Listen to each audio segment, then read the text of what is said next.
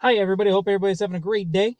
Really excited to have y'all here. So we've reached the end of week 9, getting into week 10. You should have your feedback and everything for your grades and stuff.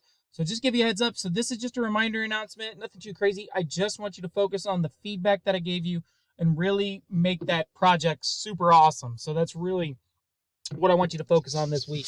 Other than that, that's all I got. There's no discussion this week, so you do not have to worry about that.